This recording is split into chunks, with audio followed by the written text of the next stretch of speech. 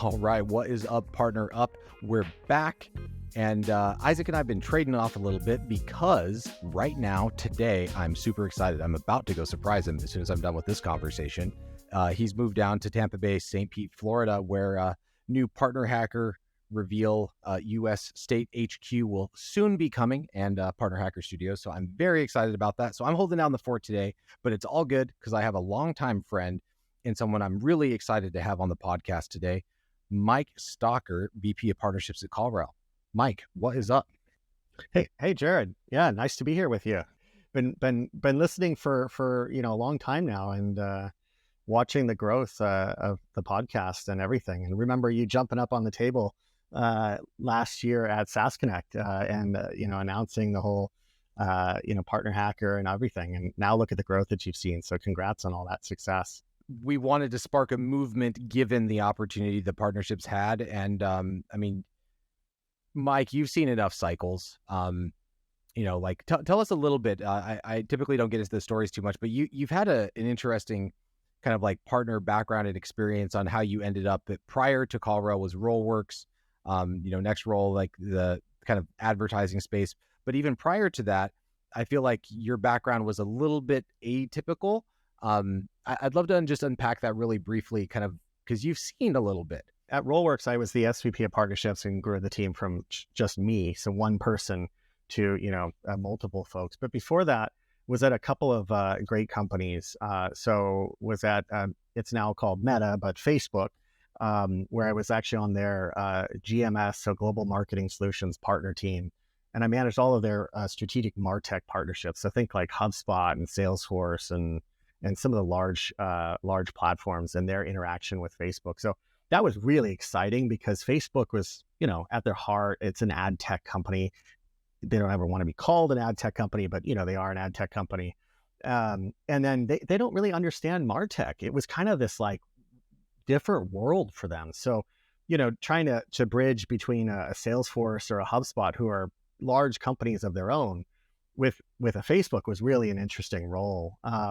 So that was fun, and happy to kind of share more about that. But before that was VP of Partnerships at Vidyard, which is the video company. And then before that was at Marketo. And you mentioned I had kind of an interesting path, right? I was actually leading our customer success team at Marketo back in 2012, 2013, and then moved into partnerships and helped build the LaunchPoint partner ecosystem alongside, a lot of people that this podcast probably would know. So Lou Pelosi back in the day, and Robin Rittenauer and Amir Lindo, and a lot of those folks, Andy Choi, who helped build that ecosystem. And so being at Marketo and actually seeing them grow the partner ecosystem, it was really interesting back then because it was focused more on like building apps and integrations, and not necessarily on all the other ways that partnerships can impact the business. So yeah, I've had a unique journey. And then, long before that, I actually founded and sold my own company. So I was an entrepreneur. And I think there's some interesting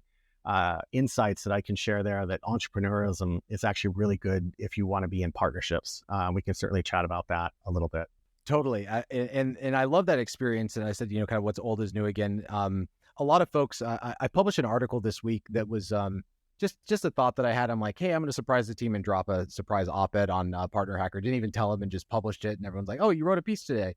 I made the analogy that partnerships is the America of SaaS, because technically no one actually is America. Like, we all come from somewhere else, and partnerships is kind of that same way. So there's so many people we meet on a daily basis. And, I get DMs from people on LinkedIn on the daily of like, hey, just started listening to partnerships, a PartnerUp. I'm the first time in a partner role from CS, from sales, from marketing, from research, from product, from all of these various different backgrounds. And then we kind of come together. But the reality is there's actually not a ton of people that have seen as many cycles as you. So I think to your point about entrepreneurship too, it's like a lot of our best talent ends up becoming entrepreneurs, right? So, if you look like an Adam Michalski, for example, like he was doing some incredible stuff over at Branch, and then, obviously partnered in Crossbeam. I tend to think that I'm a decent revenue leader and partner leader, and then, go and start my own thing and, do that same stuff. Or Pete Caputa, right, from HubSpot, now CEO of DataBox. Bobby Napoltonia, Salesforce App Exchange, is now, CEO for hire.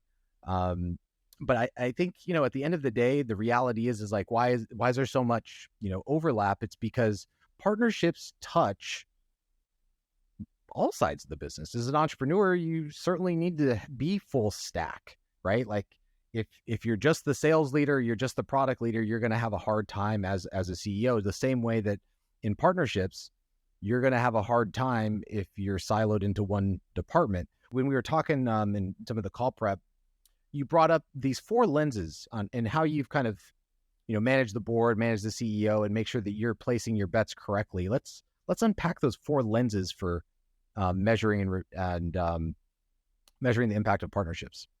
Sure. Yeah. Thanks, Jared. And I'd like to start with actually a funny story. So I actually just joined CallRail 2.5 months ago. So I was in the job market, and this came up a lot. And actually, I got an introduction from one of my previous partners when I was at Rollworks. I worked with an agency called SmartBug Media, and their CEO is an amazing woman named Jen Spencer. Shout out Jen. Shout out to Jen. Jen is awesome. One of the best people out there. So when I was looking for roles, she actually was very generous with her time, and she introduced me to someone. And in the introduction, she said she was at a pavilion, a meetup for executives, and she talked to the guy, and they were talking about good partner people and what it took to be a good partner person. And she said it really needs someone that's like a mini CEO in a company. And so when she introduced me, she said to this other person that she was making the intro to, she said, Mike is the real deal. He is like a mini CEO, like we talked about, that touches on all the different areas that you need to do to actually effectively run a partnership team. And I really appreciate that because of my background as being my own CEO and an entrepreneur, is that to run partnerships effectively, you do have to touch on many different areas. And so the 4 lenses, like bringing it back to that, I've run partnership teams, I've grown partnership teams. One of the areas that we always we face as a challenge is resourcing and getting executives to have buy-in to support the partnership function, to build integrations, to put them on the roadmap, to prioritize them. I mean, Jared, I'm sure you get a lot of the people on the podcast that talk about this, right? It's a challenge for all of us in partnerships, is getting this resource. So what I did is I said to myself, all right, I'm going to take on partnerships. I want to actually have a talk track, and I want to have a narrative on how to look at partnerships that aligns with all the different teams of a company. And that's where I came up with this kind of a mental framework that I use. It's called, kind of the 4 lenses. And so I'll walk through those 4 lenses and kind of talk about my thoughts there. And then, we can dive into it. So the 4 that I look at, that partners drive impact from, there's 4 areas. So the first one is increased market presence. So increased market presence is also a share of voice. Some people talk about their brand presence in market. And so this is achieved through co-marketing with partners. This is one of the early benefits that you can get from any partnership. But it's like thought leadership content. It's case studies, it's webinars, it's events, it's joint demand gen together.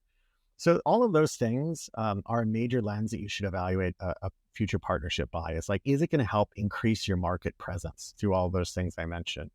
And one of the metrics that you might want to look at is like, what are the percentage of all your marketing campaigns that have a partner involved? At Rollworks, I'll throw the stat out. I think it was 70 or 80% of all marketing campaigns actually had a partner involved. That's a pretty high percentage. But that's what you want to see. You want to see your partners actively involved. So increased market presence, number 1. I love how you talked about the percentage of marketing campaigns with partners attached.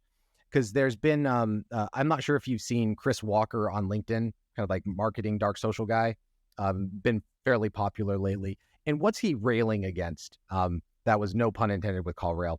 But what's he like really against right now? Is he's really against marketing attribution in a lot of ways, how it's fundamentally broken in the new era for not everything, but just, let's say, a panacea, right? It's not a silver bullet.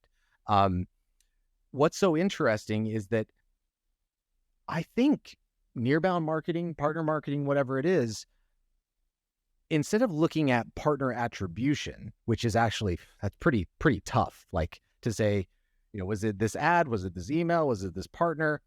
I think you just look at partner attach rate to marketing activities. And for the marketing activities that have partners attached, did they convert better and generate more pipeline than ones that didn't?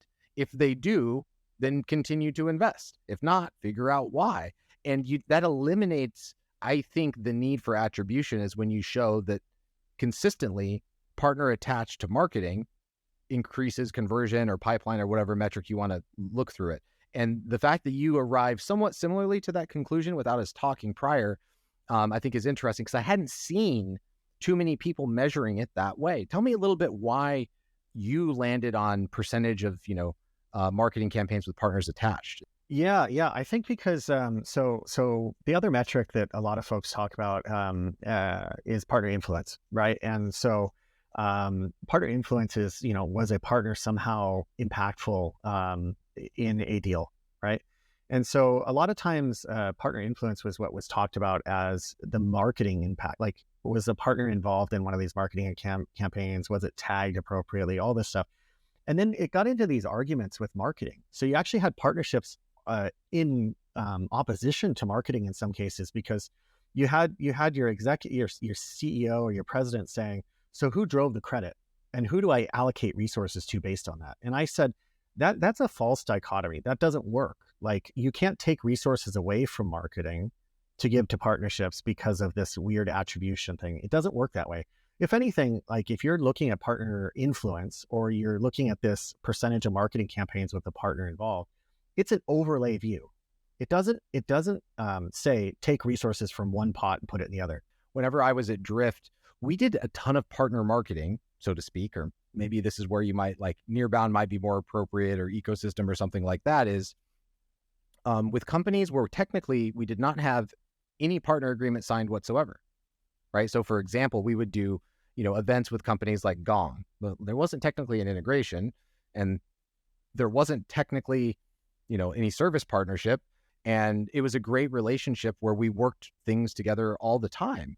And it allowed me, whenever working with Dave Gerhardt, who, in DC, who were incredible marketers, I learned as much from them as I have from anyone, to bring things to the table that I otherwise would not have as a partner leader, right? Like, if I was only thinking about like, oh, me getting credit, it's like, well, those aren't partners, like, so like partner development, you can partner up with some big brands and do some cool things for events, but all the way downstream to, making sure that if there is a niche topic, or there is a geo or a territory, you start to realize like, oh, I can also take some accountability for helping marketing. What does that mean?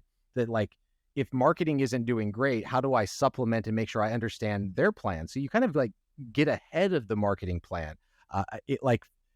Maybe a vector by which to view, like, are you aligned with marketing would be as simple as understanding, okay, are you involved in the campaign planning process? Like, okay, next quarter or next half year or whatever, are you involved in those discussions, or you delivered it?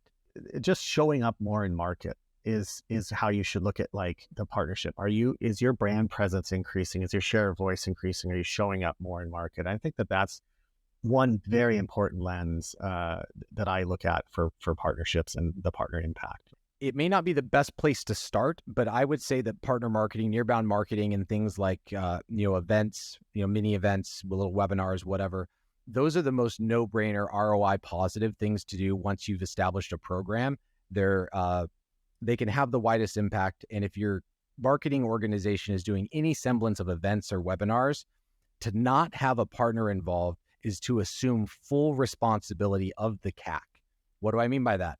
It means that like, hey, we have partners and we could split the CAC 1-way, 2-way, 3-way, 4-way, and we could increase the reach 2x, 3x, 4x, 5x, but we're choosing to not do any of that, right? Like, by virtue of it only being one company doing the marketing, it's to an audience that is already known. You cannot market your event to people that don't know you. Like, you only market to people that do know you, unless you're going to spend money on ads, right? Or something like that. So it's such, I think the biggest lever. It may not be the best place to start, but it's definitely the biggest lever. Let's talk about the second lens, Mike. Partner sourced revenue. Partners can drive sourced revenue, right? And we all know that. But I think the area that you see that most successful is things like agency referrals, agency resales, resale partners. So that world, that's very well understood. Channel partners through agency, referral, resale, all of that. That's really well understood, and it's a big source. Here at CallRail, we drive something like 35 to 40% of our total revenue that comes through that agency program. That's awesome. We're not talking about like dozens of partners here or hundreds. We're talking about thousands of partners of CallRail, right? Yeah, yeah. So CallRail, CallRail has a large agency program. We have something like 7,000 agency partners. Wow. Um, I think I heard somewhere that HubSpot has 7,000 agency partners. So we have as many agency partners as HubSpot. Sounds crazy, but yes, CallRail has 7,000 agency partners, and they drive that big chunk of our revenue. So that's a well understood motion, right? What I think is a more interesting area that I think a lot of partner leaders struggle with is partner source revenue coming from other places, tech and strategic partners, for example. And so I kind of wanted to chat about that as well.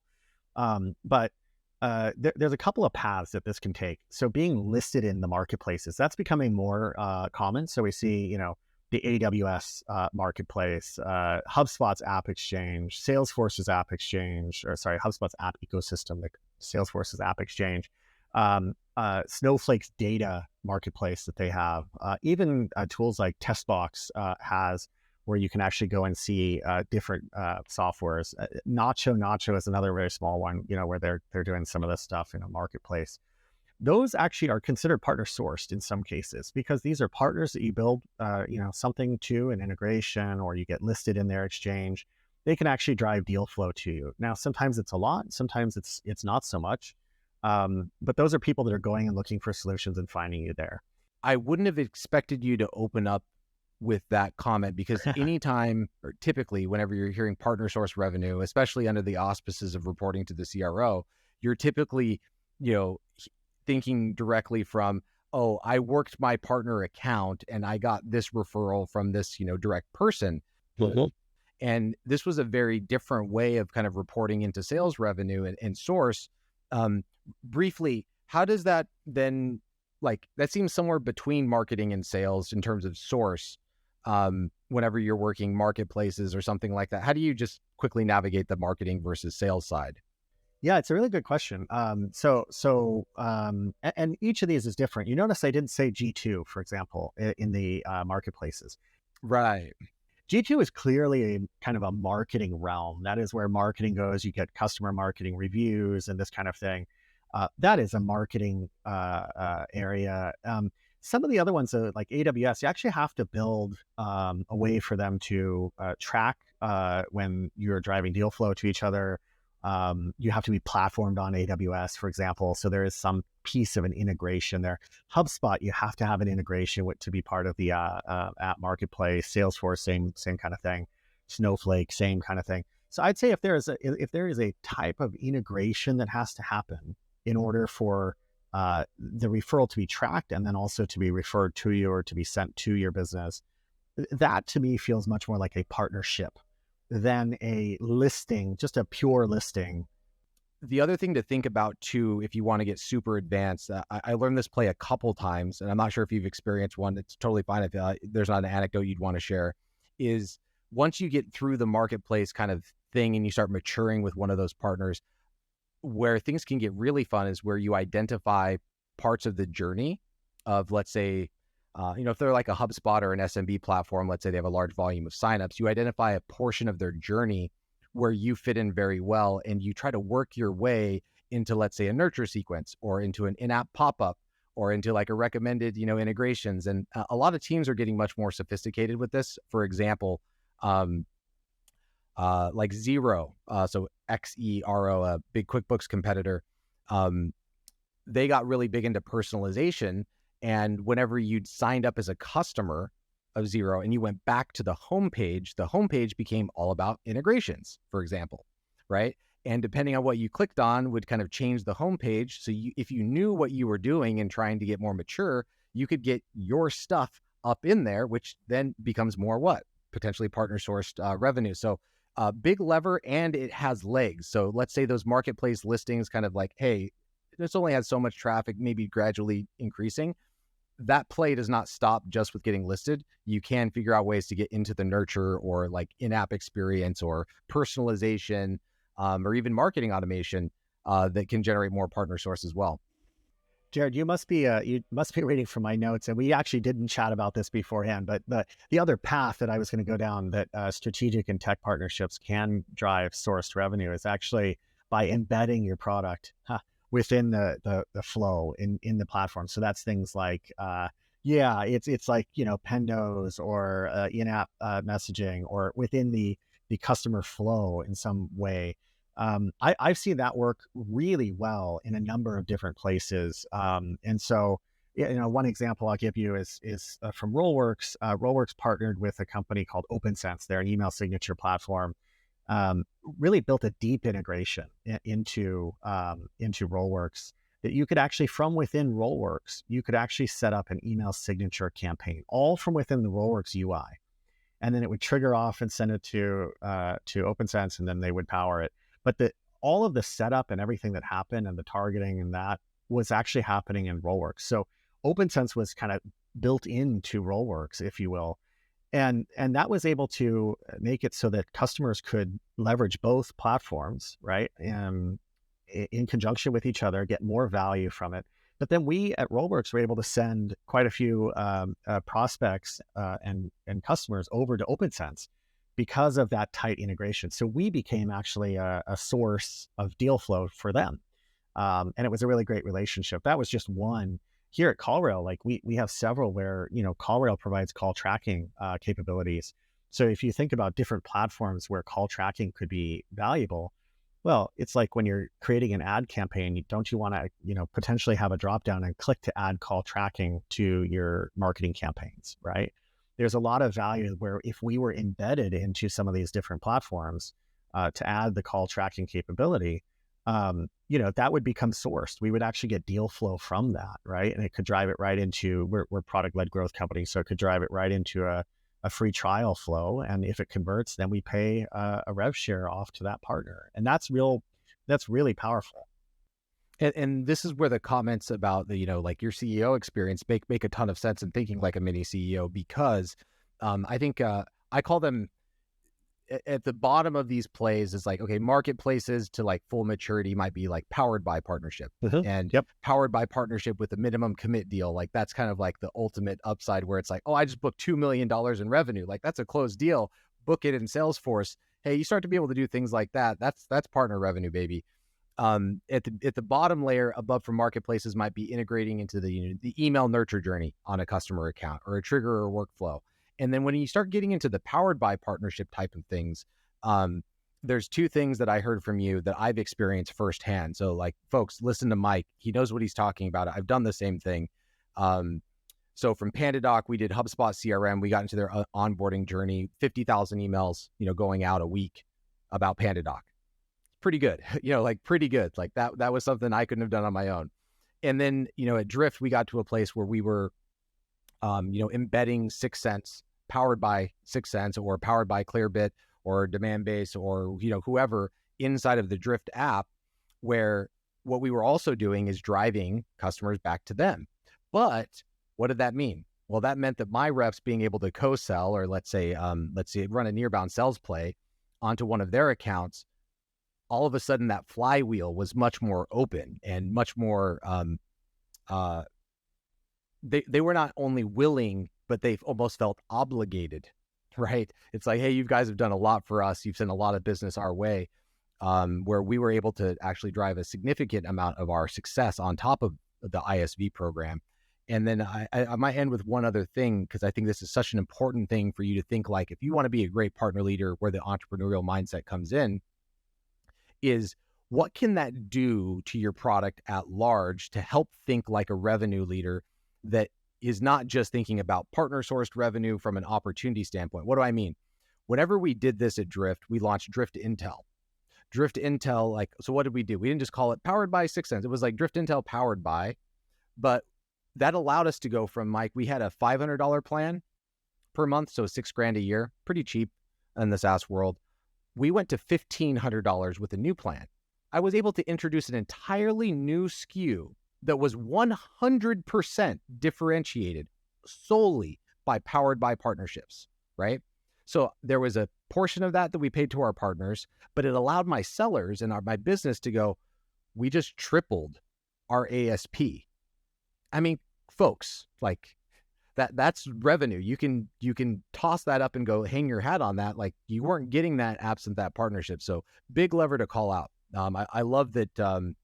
These are all things that like I agree with and know, but I've never put it into these 4 lenses. I'm like, this is so simple. I love it. I am curious your point of view on, let's say, traditionally thought of, or at least currently thought of, let's say, partner source revenue, where people are thinking partner managers working a book of partner accounts, doing account mapping, and trying to go, oh, you closed that customer 2 months ago, getting some intel and perhaps trying to work a referral out of it.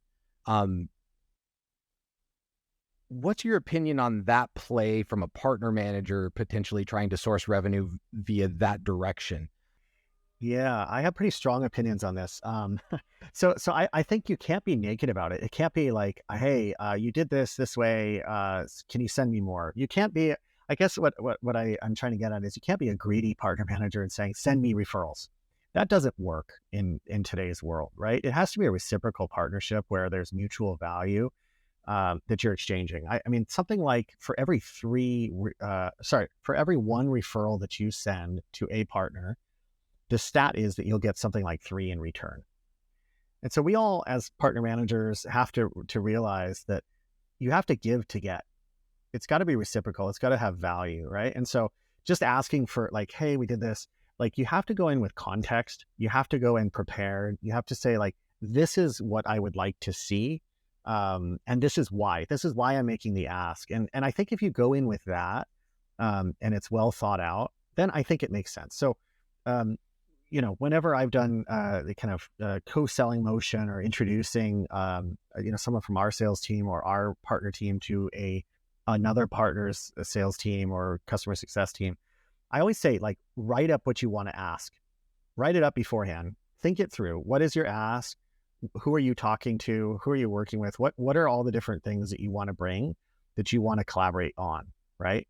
And make sure that there's a mutual exchange. It can't just be like one-sided, like, I don't know who this person is, I want an intro. That just doesn't work nowadays, right? You'll quickly lose partners if you do it that way. So I don't know if that answers your question at all, but like, it's got to be reciprocal. Bobby Napoltonia from Salesforce, I think one of the first podcast episodes, I think actually number 2, his framework I still love to this day. He talked about a 3x5 or a 5x5 list, where basically any partner that you're aligning to and you're doing kind of like a book review, if it's a 3x5, it's like, hey, let's get 5 of your customers that are my prospects or target accounts, 5 of my customers that are your targets or prospect accounts, and then 5, let's say, net new, right? So that's that 3x5. So that way you're aligning and it feels very fair, right? Across that bucket. It gives you a little bit more to chew on with a partner. So that way, like, you lose 1, you lose 2 with a partner, you lose 3, you're screwed. So like, you kind of at least have a win available kind of in there to set up some success. And I think that's the thing that people need to realize is like, it can't just be like, hey, how do I get that referral? Like, you got to be a little bit more sophisticated to bring that motion to it. All right, fantastic. Let's hop into lens number 3. All right, lens number 3. So this one should be obvious, but it may not be for some people, but it's broadening product capabilities. So a partnership a partnership you can have one without an integration, but if you have an integration, it broadens your product capabilities. So there's been a lot of reports lately where they asked software buyers what the most important buying factor was. And surprisingly, it wasn't price or feature set. It was actually interconnectivity. Does it work with the other tools in their current tech stack? I was actually shocked by that. Like, honestly, I thought, oh, it's feature set or something, right? No, it actually turned out that most of the respondents said that they evaluate when they're buying software, does it work or will it integrate with the other pieces of their tech stack? And that's all about partner integrations. And that's why a lot of us talk so much about this area. So having those integrations helps you win deals, right? If that is one of the top criteria or the top criteria, having interconnectivity, having integrations, that helps you win deals, period, right? So for there's a couple of great examples that I can share with you on this, but um, you know, what's a great example that I could share with you here? Rollworks has a very strong integration with HubSpot, for example. That helped them win deals against competitors in the market. They were like seen as the ABM platform that worked best with HubSpot. So therefore, like they were a product market fit. They had good connectivity with data flows into HubSpot, and they were able to go and win great market share within that ecosystem, right? So that's one. They've grown and seen good success. And you had much better alignment between Rollworks and HubSpot and kind of like ICP overlap and strategic reason to be there versus someone like a demand base coming from the top down of the biggest enterprise where it was just going to be really hard. Like Rollworks obviously could serve lots of different customers of many different types, but demand base truly was selling, high 6-figure, 7-figure deals. And that's pretty rare inside of HubSpot land, right? Like That's right. It's going to be difficult for them to match up. So it makes a ton of sense that you could extend that product capability and align with a partner.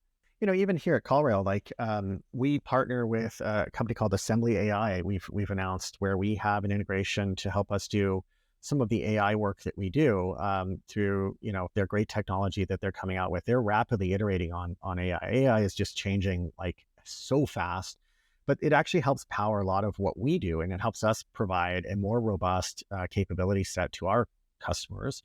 And so that's an example of a partnership with an AI company that is actually deeply embedded into our product, and it helps us offer a more complete solution and offer more cutting edge technology to the end customer, right? It helps us win deals. And so you see that like partnership and integrations in particular helps win deals just across the board. HubSpot started off with just a custom audience integration in their ads thing where they would send a list of folks to Facebook for targeting, right? Then they added in lead ads integration so that leads could actually flow from Facebook into HubSpot. So that's data going back into HubSpot. Then they did offline conversions where offline conversions actually could send into Facebook for targeting. And then they built a chat integration. So with HubSpot chat and Facebook, right, into some of that. And you start to see that it becomes like a web of integrations and capabilities. And by having all those integrations between Facebook and HubSpot, it allowed HubSpot to actually sell more of their HubSpot ads, right? So that was a pretty awesome thing. We actually saw a lot of growth of the partnership through that type of deepening of the product capability set. It's kind of funny how there is, from the first lens to the second lens, there's a little bit of overlap between like, marketplaces versus partner marketplaces.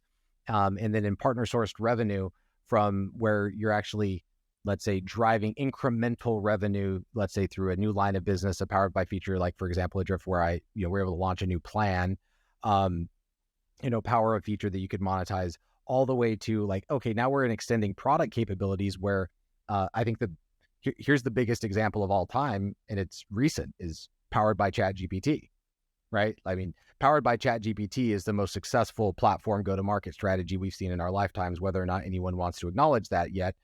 Just look at the millions of results on Google that didn't exist 6 months ago, right? 0 to millions of results in terms of a product capability in like 6 months. This is not normal, but the point is that demonstrates the power. And now most products, actually, here's what's ironic, is they're not actually directly monetizing that. They're utilizing that to make their applications better, extend capability. It's actually viewed very much from a product lens of fixing things in the customer journey, from onboarding to usage, adoption, utilization, all of these other things where, it's like, it's hard to really eke out another dollar out of that customer, but to go, look, we need to be seen as the company that drives the most value, and that innovation is best served through a partner. And that's a very much strategy and product lens that isn't quite the same as like what we were talking about with powered by partnerships whenever it is monetized. So I think you can kind of go both. You can go powered by and go, hey, I'm going to go after that minimum commit $2 million deal. Or you can go, hey, this really aligns with the CPO needing to fix X or Y on how we best serve our customers. I think that's a fantastic lens to align with product. And, at the end of the day, they're going to have probably their own metrics, Mike, around, let's say, activation or adoption of like new features. You end up becoming a multi-product company. through the extending capability, you can probably also, I'm assuming, overlay against some of those key product metrics. The thing that aligns with the product team is the adoption of the integration with the partner. How many of your customers are adopting this integration and seeing value from it, right? So that's one metric. And then the other metric, which is the flip side, is the penetration of your customer base. So 5% of your customer base is using the integration with this. 40% of your customer base is using your GA4 integration with Google Analytics.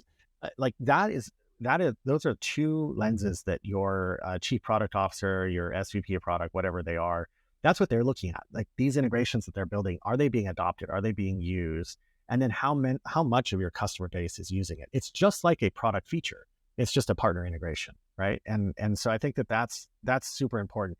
And it actually dovetails perfectly into the last lens. You had mentioned filling holes in the customer journey, or filling needs or capabilities in the product set.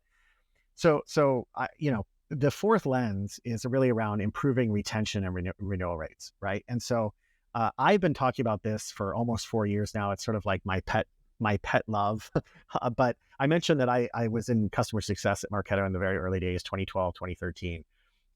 But I was always interested in, like, for those customers that are using partner integration. So at Marketo, those customers that were turning on launch point integrations with certain partners, like, what did that do to their retention and renewal rates, right? As a customer success leader, I was looking at what's my NRR, what's my renewal rates, logo retention, dollar retention, all of that. And I think what we're seeing now, so fast forward many years, right? Marketo was 10 years ago. I just saw the 10-year anniversary come up. But it's like increasingly, we're getting this data that's showing that for every integration that's set up with a partner, your customer becomes that much more sticky with your platform. And then we see a step function increase in the per integration retention renewal rates. And so I think that this is really important for partner leaders to think about, because when you go to your CEO, your president, your board, you say, not only do we help with showing up more in market, not only do we help with product capabilities, not only do we help with driving partner source revenue, but guess what? We also help make our current customers more sticky and renew at higher rates through the integrations that we're building. These are the lenses that you have to look at. These are the four lenses, right? And so when you go and you actually show alignment to each of those major functions, so your chief customer officer for this last one, retention renewal, your chief product officer for the product capabilities, your CMO for the marketing, and your CRO for the partner source, you get all of them aligned. Alan Adler from Digital Bridge Partners talks all about the importance of alignment with these different leaders. He got in another one, folks. He cannot escape getting Alan out of the. No, I'm just kidding. Shout out, Alan. Love you, Alan. Shout out to Alan always. But like, so when I think about these lenses, they map to each of those leaders, and they actually allow the partner person to say, here's my impact to each of your orgs. This is why you should care. And so then when it comes time for resourcing, or when it comes time to supporting or endorsing something that partnerships is trying to do, guess what? You've got now 4 different leaders in your corner that are willing to go and work with you, willing to give you resources, willing to give you their people and their time to help make partnerships more effective. And you'll be a more effective leader because you're actually touching on all these different areas of the business where you're driving impact. Think of it from the perspective of a CSM. All of a sudden, one of your customers, let's say, buys a piece of software that you integrate with. Your CSM could be notified inside of, CRM or inside of Slack or whatever. Hey, this has just been, purchased. Then you could proactively reach out and go, oh, okay, great. Like, they just bought this thing. This has been a gap for them as a user, as a customer. Hey, just saw that, you're moving forward with this. Let me know how I can help set up the integration, blah, blah, blah, and build that rapport. Or conversely, let's say you see that there's a churn opportunity, right? Or, close one. Like, there's so many ways to align your CS organization to where you're proactively able to reach out and help people get activated, or let's say build reports and let's say reverse dashboards. So like one thing that I was really driving was like, hey, I need to see for these integrations, your book of business against the actual installs, meaning, hey, we'll use Marketo. Here's a cohort of 900 Marketo accounts that are Drift customers, that are Marketo customers. Wait a second, really? Only 460 are connected? Let's go after those other ones. How did that happen? Like, wait a second. Like, did you even know it was that bad? And it's like, fire drill. How could immediately you understand how important this becomes whenever you look at that delta. Like, those customers aren't going to be healthy. When your customer success teams reach out, I always tell them that even partner account managers, if you're working with an agency or whatnot, the same thing goes, which is you want to be seen as a trusted advisor. One way that you could be seen as a trusted advisor to your customer is to say, hey, I saw that, your company is using Drift. Did you know that we have an integration to Drift? Here are the setup docs. Let us know if you need help with setting this up, but you're going to get additional value out of this, right? This is to make your business better. And here's why. That's a trusted advisor. And by the way, customers love that. They actually go, oh, wow, he brought that to my attention, or he or she brought that to my attention. I didn't even know about it. And it's an extra value add. And then they become more sticky. And when it comes time for retention, for renewal, they're not going to pull you out because you're integrated to all these other places. Their workflows would break and other things. And so that's why retention and renewal goes up. And the insight that you get, like one trick I learned is like, oh, even how you send those emails can be extremely valuable. Here's a quick partner hack on the success side of it. Real simple thing to do is, let's assume that there is a reverse dashboard of the installs that are like not, or the joint customers that are not connected. Instead of just saying, hey, why don't you go connect this? You can ask why they haven't and then send the docs. And what you'll find out is that actually you'll find some customers that are unhappy with that vendor, and why. And if they're a really important partner to you, you can help them initiate a save, make the customer happy, get it connected, and be the hero, right? Actually help. That's a good one to have on repeat, folks. If you're not orchestrating your business like that through those four lenses, highly encourage it. Hanging your hat and tying yourself to, company overall revenue on an annual basis, I always think is like the North Star, but you absolutely need to be able to cascade that across the four buckets, 1,000%. And I think that's just beautifully articulated, Mike. So thanks so much for coming on. It's long overdue. We see each other at all the conferences, speak all the time, know lots of the same people. And so happy to have you on, man. Yeah. Hey, Jared, this was great. Thank you so much. Active listener, love listening to you, the podcast. So this was fun. Absolutely. Everybody go add Mike on LinkedIn. I'm going to force him to start creating more content with us in Partner Hacker. Follow more of his stuff. We got to get his voice out there. So partner people, if you're not subscribed to Partner Hacker Daily, I have no idea how you found this podcast. Go to partnerhacker.com, sub to the PhD today, and we will see you all next time. Partner up. Peace out.